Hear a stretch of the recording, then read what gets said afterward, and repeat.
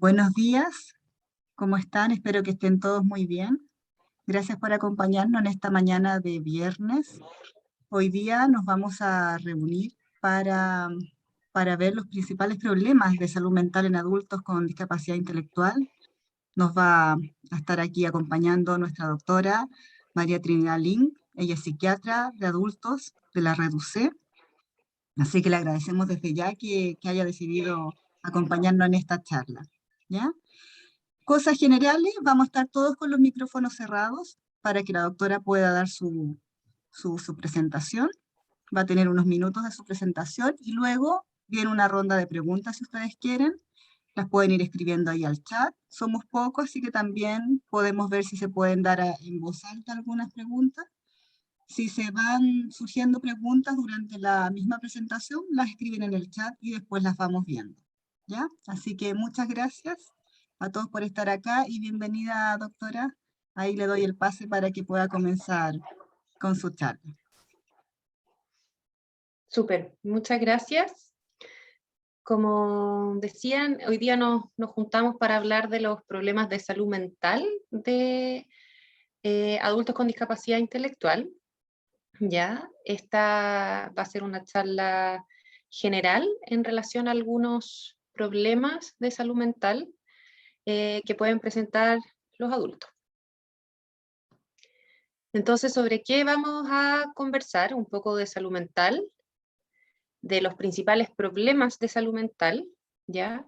De cómo reconocerlos, de cómo enfrentarlos, de cuándo buscar orientación, cuándo buscar ayuda, cuándo preguntarle a un profesional del área de la salud mental, no necesariamente un psiquiatra o un médico, cómo buscar ayuda y cómo es la evaluación de salud mental en un paciente con discapacidad intelectual.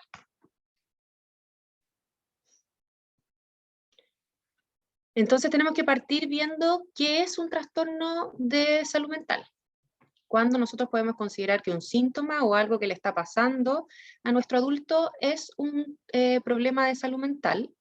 Y aquí vemos esta definición de la OMS que dice que es un síndrome o un patrón conductual, emocional o psicológico, ya que se refleja en una disfunción. De distintas áreas también, psicológica, biológica o del desarrollo, y que en general se asocia a un malestar, a una discapacidad o a un riesgo elevado de sufrir consecuencias, ¿ya? No tiene que ser este síntoma o esta conducta o esta manifestación una respuesta culturalmente esperable, ¿ya? O asimismo culturalmente sancionada, ¿ya? Y puede ser conductas que le produzcan mucha disfunción al paciente o que terceros también sientan que le está produciendo malestar. ¿Qué vamos a revisar entonces hoy día como principales trastornos de salud mental?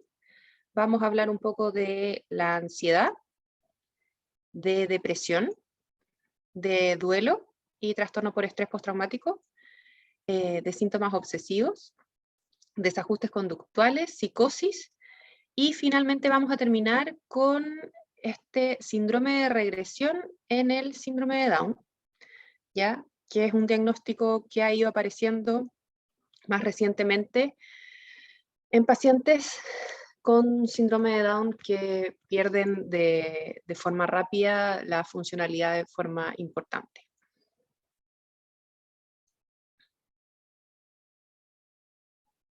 Antes de dirigirnos como específicamente a cada uno de esos síntomas, ¿ya? Tenemos que pensar cómo reconocerlo, ¿ya?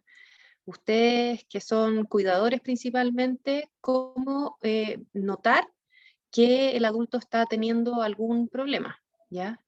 Y ahí uno podría ver y fijarse en cómo ha sido la historia de la evolución de la persona y del síntoma, ¿ya?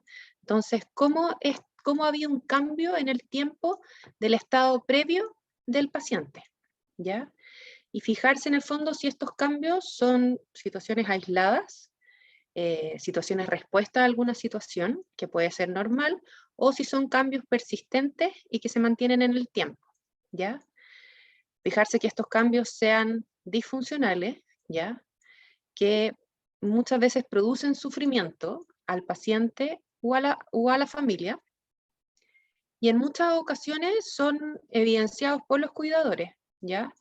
Y difieren en su forma de presentación de lo que uno puede observar en personas sin discapacidad intelectual, ¿ya?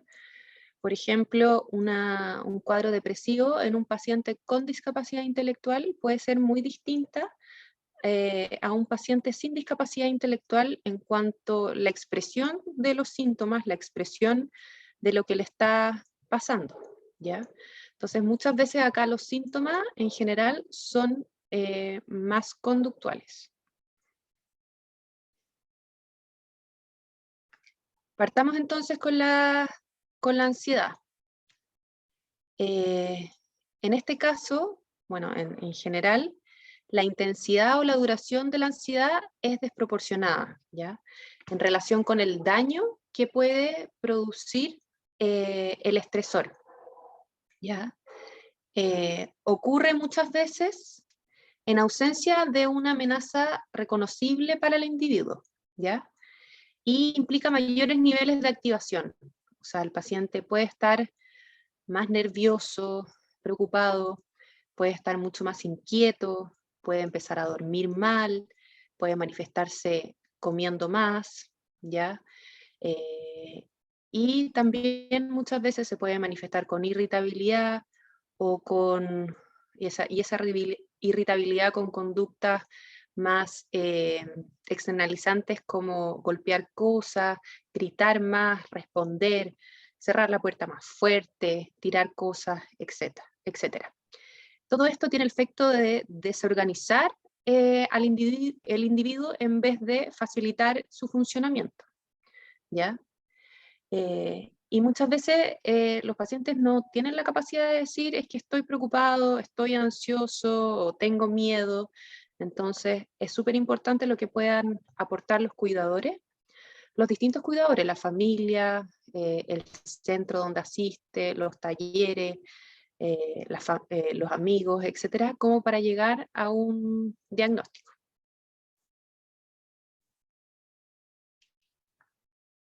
También está la depresión, ¿ya? Que es un síntoma que el último año y medio, desde que empezó la pandemia y junto al encierro, se ha visto y se ha notado mucho más frecuente y de mayor intensidad, ¿ya? Y es un síndrome caracterizado por tristeza y acompañado por muchas otras manifestaciones, ¿ya? Y como decía antes, la expresión de todos estos síntomas depende mucho de la capacidad cognitiva de la persona, ¿ya?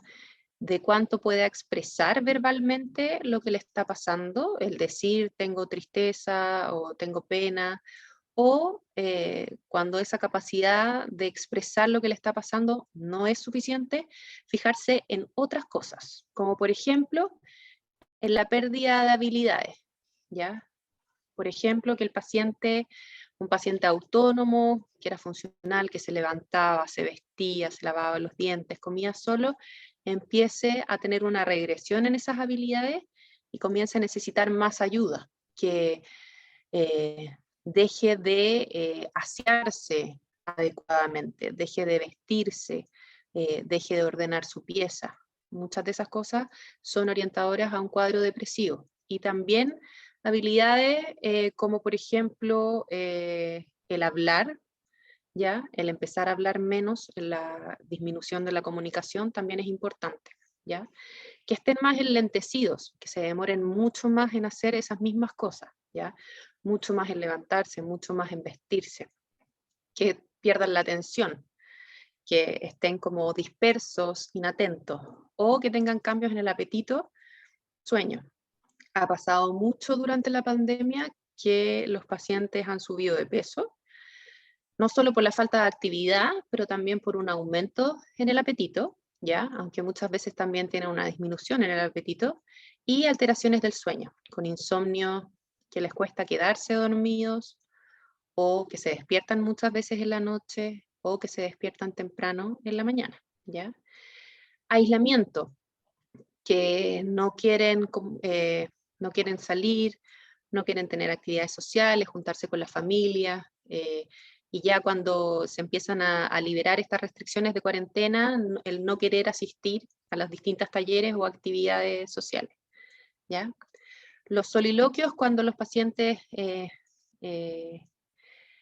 hablan en voz alta, que cambie sus características, estos soliloquios o estas conversaciones en voz alta se pongan mucho más frecuentes, más intensas, que cambien de carácter, que se pongan más agresivos, gritando más. Eso también puede ser orientador a que está pasando algo, ¿ya?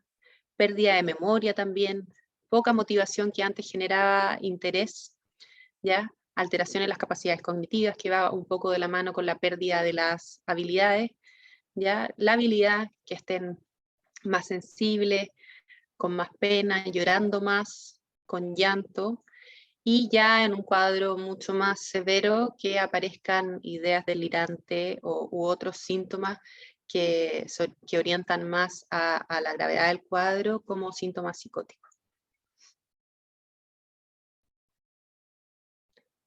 Dentro de estos mismos síntomas anímicos, muchas veces aparecen los duelos, que se pueden manifestar como cuadros depresivos, ¿ya? Y los duelos en todo ámbito son procesos que son muy individuales, que cada persona los vive de forma completamente distinta, en tiempo, en síntomas y en evolución en general, ¿ya? Pero los pacientes con discapacidad cognitiva en general y los pacientes con síndrome de Down tienen algunas características especiales en la vivencia de duelos, ¿ya? Porque pueden tener una respuesta muy tardía en la manifestación, ¿ya? En el fondo, los pacientes con discapacidad, como al no tener una noción del tiempo tan clara, no tener una noción de la temporalidad, de cuándo fue ayer o anteayer, o cuándo fue hace un mes, un año, etcétera, pueden tener una manifestación del duelo que puede ser más allá de 6 meses, incluso, ¿ya? Por lo mismo, por las fallas de memoria también, eso puede complicar un poco el proceso del duelo, ¿ya? El duelo acá, al igual que en todas las personas en el fondo, puede ser por cosas buenas o por cosas malas. Puede ser por crisis vitales no esperadas, como el fallecimiento de alguien. Puede ser por cambio de casa, puede ser porque se terminó el colegio, puede ser por un término de relación de pareja. Y también muchas veces estos duelos y estos procesos con síntomas anímicos y ansiosos pueden ser por cosas buenas, ¿ya? Como por ejemplo, que un hermano se va de la casa porque se casa o porque se va a estudiar fuera, o se va el cuidador que siempre estuvo con el paciente, o se cambian de casa, se cambian de ciudad. Eso, todas esas cosas también pueden producir duelo en los pacientes con discapacidad intelectual, ¿ya? Y muchas veces esta respuesta tardía que se da del duelo ocurre porque al paciente no se le dio la oportunidad de vivir el proceso. Por ejemplo, no se le dejó participar en el funeral de la persona, o no se le dejó entender que el hermano se iba a estudiar fuera de la casa, no se llegó a conocer el lugar donde el hermano iba a vivir, etcétera, ¿ya? Y porque se pueden demorar mucho más en reconocer sus sentimientos y emociones, asociado a la falta de habilidades cognitivas también para comprender lo que está sucediendo, y esto que les decía antes de la percepción de la temporalidad del tiempo. ¿Ya? Y el trastorno por estrés postraumático, ¿por qué es importante en personas con discapacidad intelectual? Porque son súper vulnerables a reexperimentar sucesos del pasado y más vulnerables al trauma, ¿ya? Y aquí también pasa a ser muy importante la dificultad para comprender la temporalidad, ¿ya? ellos tienen una memoria visual increíble, ¿ya? Que los hace ser mucho más vulnerables a recordar y tienen esta dificultad para transmitir lo que da miedo o lo que les angustia. Entonces muchas veces es nuestro rol, junto con las familias también, interpretar lo que les puede estar pasando, lo que pueden haber visto en relación al evento traumático sucedido, y así abordarlo de la mejor forma en relación a los síntomas que tiene para ayudar.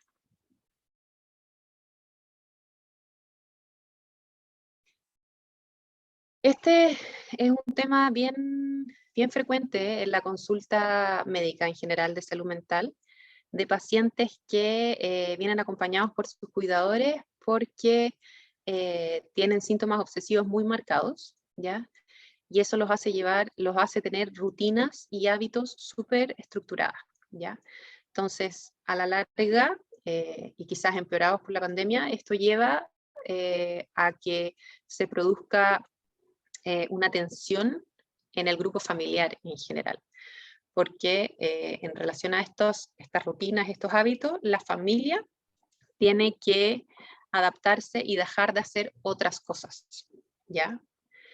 ¿Y qué son estos síntomas? Son pensamientos, impulsos, imágenes recurrentes y persistentes que se experimentan en algún momento del trastorno como intrusos o inapropiados y que causan ansiedad o malestar significativo, ¿ya?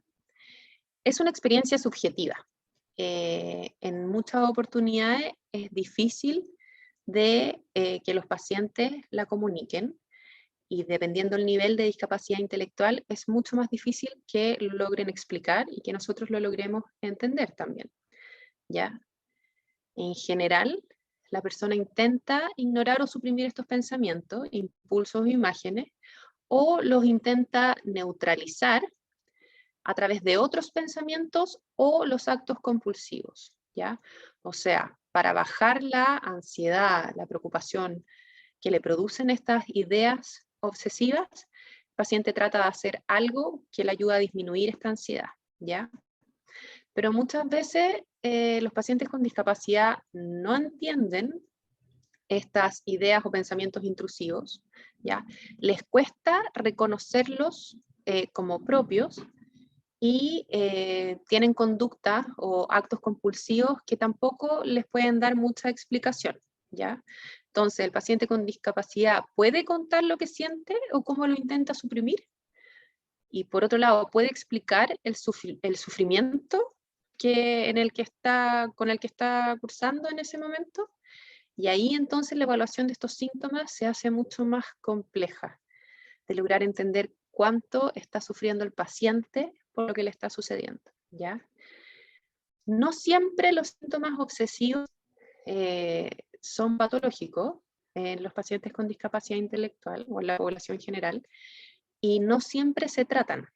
Hay muchos de estos síntomas que son propios de la estructura, de la personalidad del paciente, y muchas veces tienen un componente genético bien claro. O sea, los papás, la familia también son así. Entonces, no siempre se puede ayudar a la familia a tratar de cambiar esto porque no son disfuncionales, ¿ya?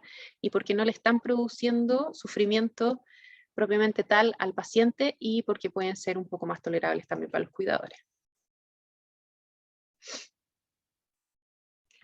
Y estas son las compulsiones que aparecen en respuesta a estos síntomas obsesivos, como para bajar la angustia o la ansiedad. Por ejemplo, el lavado de manos, ordenar los objetos de cierta forma, el comprobar que la luz esté apagada, que la puerta haya quedado cerrada, o actos mentales, ¿ya? Como por ejemplo rezar, contar, repetir palabras, ¿ya? Y eso se hace de carácter repetitivo, ¿ya? Y el paciente dentro de cuando ya es un trastorno, se siente obligado a realizar una de estas compulsiones en respuesta a una obsesión, ¿ya? Y se tiene que cumplir súper estrictamente. Y ahí aparece muchas veces la desfuncionalización, ¿ya? Este es otro tema que ha aparecido muy frecuente el último desde la pandemia, que los desajustes conductuales, ¿ya? Que puede ser manifestación de distintas trastornos o patologías de salud mental, ¿ya? Ocurre por muchísimas cosas, y hay que entenderlo en el contexto en el que ocurren, ¿ya? Como decíamos al principio, muchos de los síntomas de salud mental en general en los pacientes con discapacidad intelectual no pueden ser verbalizados, ¿ya? El paciente no puede dar cuenta de la vivencia subjetiva que está sintiendo en ese momento, o tampoco puede dar cuenta de como conceptos mucho más complejos que en general los psiquiatras tratamos de buscar, ¿ya? Como, bueno, desde la tristeza a la capacidad de disfrutar, a la capacidad de sentir placer, o cómo se ve en la imagen corporal, por ejemplo, son conceptos que requieren una capacidad de abstracción más importante, que el paciente con discapacidad intelectual muchas veces no puede dar cuenta. Entonces los desajustes conductuales, ¿ya?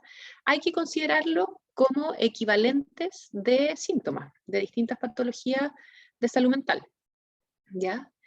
Pero cuando uno evalúa los desajustes conductuales de un paciente, uno no se centra solo en él, en qué hizo o en la consecuencia que trajo no sé, le pegó a alguien, ¿ya? En el fondo hay que entender lo que está pasando en ese momento en el contexto donde está el paciente. Y ahí se evalúa la persona, el entorno, qué es lo que estaba pasando antes de la conducta, qué es lo que pasó en el momento y qué es lo que vino después, ¿ya? Y así uno trata de entender esta interacción o la conducta o el desajuste de lo que sucedió.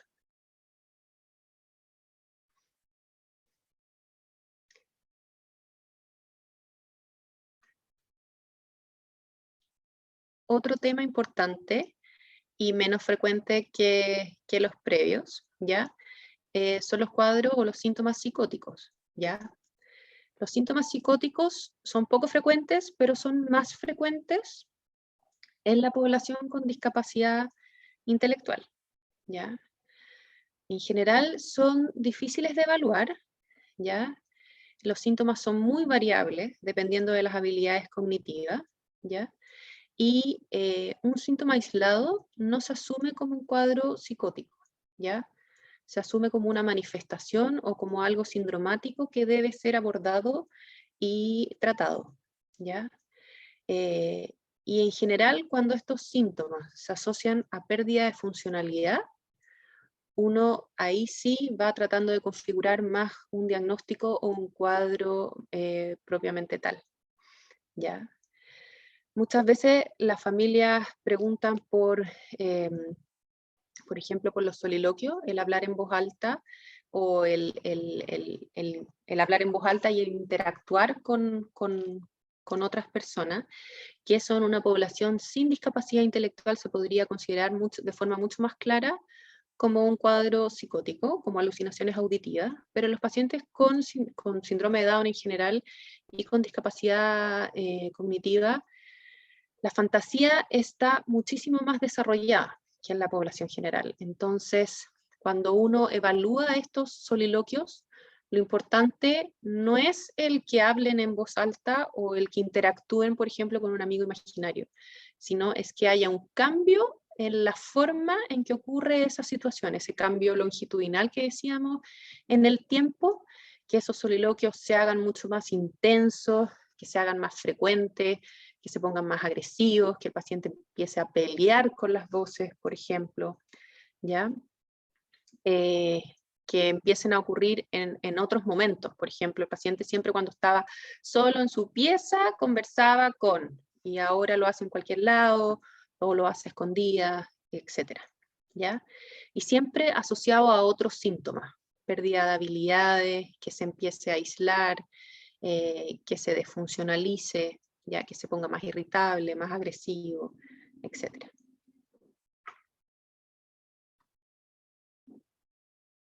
Y este síndrome de regresión, ¿ya?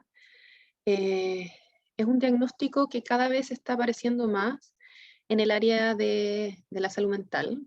específicamente es el síndrome de regresión en pacientes con síndrome de Down, ¿ya? Y ocurre cuando hay una regresión inesperada y grave en el funcionamiento cognitivo y adaptativo del paciente, ¿ya? Se viene describiendo hace muchísimo tiempo, pero, o sea, no hace muchísimo tiempo, pero hace 20 años en el fondo, y ocurre, y se llamaba inicialmente como jóvenes adultos con un síndrome desintegrador, ¿ya? Y lo que uno ve en la clínica es la pérdida relativamente rápida y atípica de habilidades previamente adquiridas, ¿ya? Aumento de las conductas maladaptativas y en general aparece después de una trayectoria de un desarrollo normal, de un desarrollo habitual del paciente, en el donde hay un quiebre y ahí empieza esta desfuncionalización, ¿ya? Se ve en pacientes que después, por ejemplo, de un estrés importante, como la salida de alguien de la casa, como decíamos antes, de la pérdida de un hermano o del fallecimiento de alguien, empiezan a perder su funcionalidad y sus habilidades rápidamente, ¿ya? Es un síndrome en general que hay que evaluar de forma bien exhaustiva, junto con el paciente, junto con la familia, ¿ya? Y con todos los cuidadores que puedan estar en contacto con él. Hay que descartar muchas cosas médicas, orgánicas, antes de quedarse con este diagnóstico y también tratar cuadros, por ejemplo, anímicos y ansiosos antes de también quedarse con este diagnóstico. ¿Ya? Cada vez hay más evidencia farmacológica al menos de cómo pueden responder bien y cada vez hay tratamientos con mayores y mejores resultados a estos síndromes de regresión, que también por ahí se escucha como catatonía. Entonces, ahora que ya revisamos un poco los distintos síntomas o patologías que podemos ver en los pacientes con síndrome de Down y con discapacidad intelectual, ahora podemos ver en el fondo cómo buscamos orientación, ¿ya? Existen guías internacionales que hablan y que tratan de ordenar un poco qué evaluaciones debieran tener los pacientes dependiendo la edad. Esto es de adultos, desde los 21 años, ¿ya? Pero en el fondo, esta es la parte de salud mental, debieran tener un control cada 1 o 2 años en el fondo conductuales, o debieran tener al menos una evaluación en algún momento de sus vidas, ¿ya? ¿Y cómo se busca la orientación? A través de los centros, talleres, establecimientos educacionales, ¿ya? También cómo llegar a salud mental derivados desde otros profesionales, ¿ya? Puede ser también derivado desde otros profesionales médicos, ¿ya? O sea, que, por ejemplo, por una evaluación de médico internista o de médico general, encuentren que hay alguna alteración conductual o sintomática y se busca una evaluación de salud mental, ¿ya? De salud mental, que puede ser psiquiatra, psicólogo, ¿ya? Y ahí en el fondo se va armando el equipo especial de lo que el paciente necesita, ¿ya? O desde el mismo control sano también. Cuando el paciente va a su médico de cabecera, el médico también debiera evaluar, dependiendo la edad del paciente, si es que ha tenido síntomas conductuales, si es que tiene algún síntoma de la esfera de la salud mental y mucho más adelante si es que tiene un síntoma asociado a cuadros de demencia. ¿Y en qué consiste entonces esta evaluación de salud mental en pacientes adultos con discapacidad intelectual? ¿Ya? Es una evaluación y una entrevista dirigida al paciente, ¿ya? No va, en general, lo que tratamos de hacer es que el paciente adulto ingrese solo al box, ¿ya? En una primera instancia. Siempre yo les pregunto a los papás o a los cuidadores que acompañan si hay algo importante que me quieran comentar antes de yo conversar con el paciente. Pero la idea siempre es evaluar al paciente un poco para entender qué le está pasando en lo posible, pero para también hacerse una idea de cuál es la funcionalidad del paciente, ¿ya? Entonces, en lo posible, que ingrese solo inicialmente al box. Y luego se hace pasar a la familia, a los cuidadores, y se discute junto con los acompañantes sobre lo conversado con el paciente dentro de lo posible, ¿ya? Y también ahí se complementa la información del desarrollo, algunos antecedentes específicos y de todo lo que ha estado pasando el último tiempo, ¿ya? Se evalúan signos físicos, si es necesario, se hace una pequeña evaluación física, sobre todo en pacientes que están más desfuncionalizados o que han tenido una regresión importante en su funcionalidad. Y en general, cuando llegan con algún tipo de regresión, desfuncionalización o algún síntoma anímico ansioso importante, hay que hacer exámenes generales de sangre para descartar que no hay una condición médica que esté causando este cambio en su estado basal, ¿ya? El hipotiroidismo, que es súper frecuente en los pacientes con síndrome de Down, o una enfermedad celíaca que les pueda estar produciendo molestias gastrointestinales, dolor abdominal, etc. ¿Ya? Y después, junto con el paciente y junto con la familia, se discuten cuáles serían como los diagnósticos o los síntomas a trabajar en ese momento y cuáles serían los planes de trabajo, y se toma la decisión en conjunto, ¿ya? De cómo ir abordando.